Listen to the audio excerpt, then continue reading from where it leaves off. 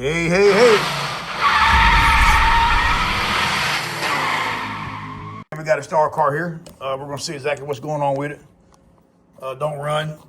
First thing we're going to do is check pack voltage, put on both DC. This is for any golf cart, any test. I know I say this every test, but you might be new watching this. Be with a straight line. That means after you watch this video, you'll be the victor.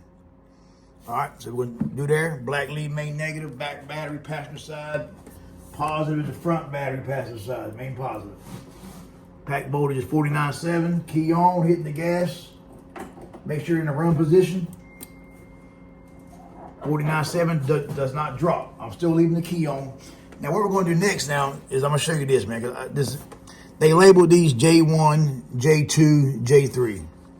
All right, that's how they do them. Just letting y'all know, if you see a paperwork that says J1, this is it. Cause number one is your first thing, is your main harness. Now we're going with J1, number 1 pin, which is your yellow wire here. This is my key switch. All right, and you can see right there, my key's on, so I have voltage. Let me turn the key off.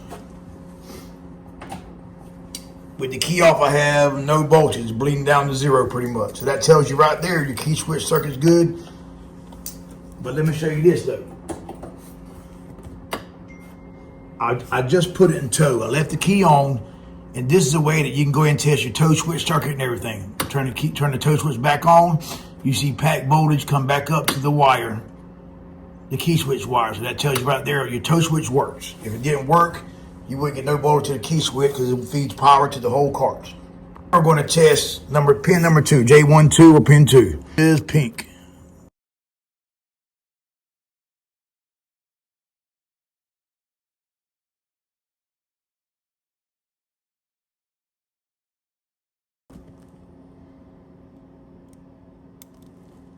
See what we got there.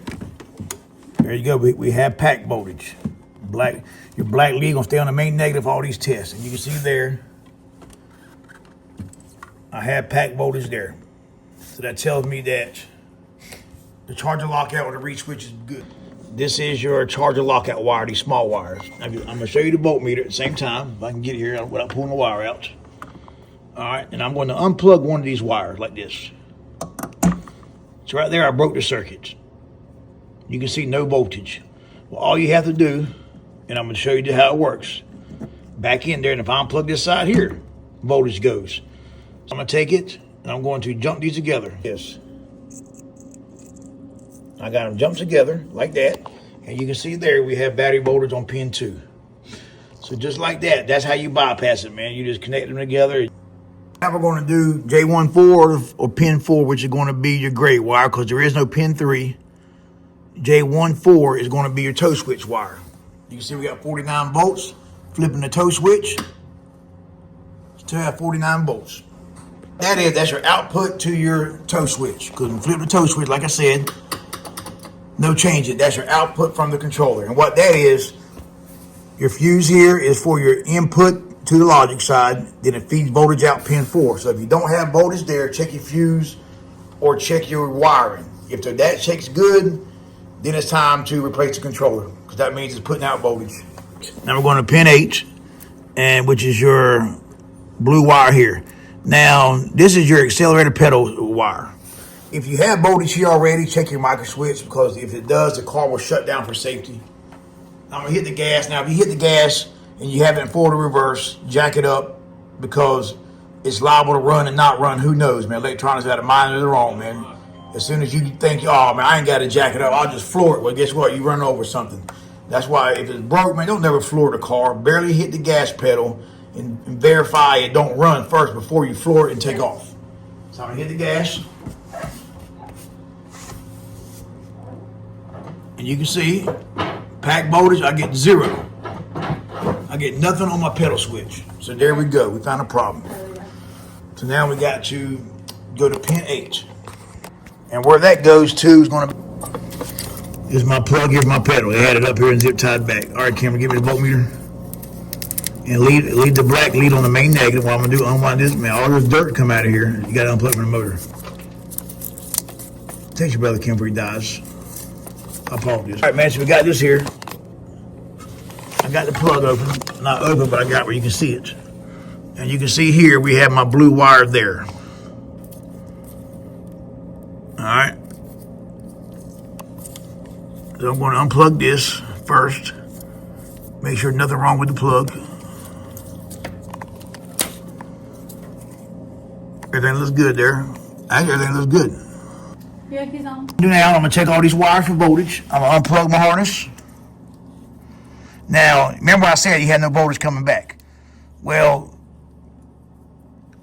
curiosity says, well, if you got voltage no coming back, the first thing you have to do is verify voltage is coming to the pedal.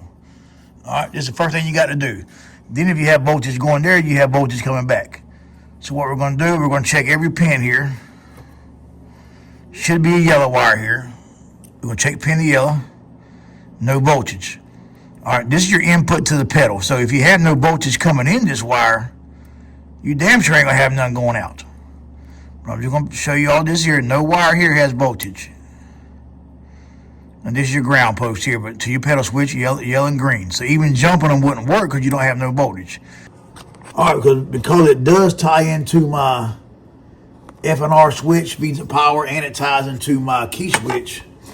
But the key switch is good back there, so I'm going to try the connection between the F&R and the key switches. So now what I'm going to do, my daughter brought up a good point. She's like, Daddy, well, you said it tied into the forward reverse switch. We could just check the forward reverse switch and see if it's verified voltage is there.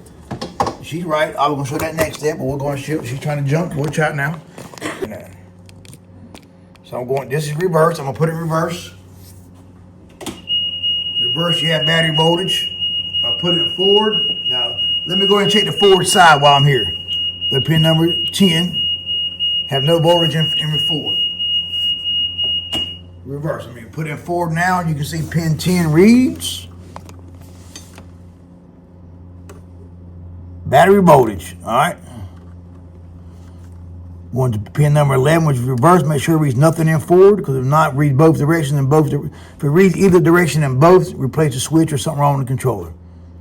All right. So right there we have forward voltage in number 10, and we don't have forward motion in number 11, which is good.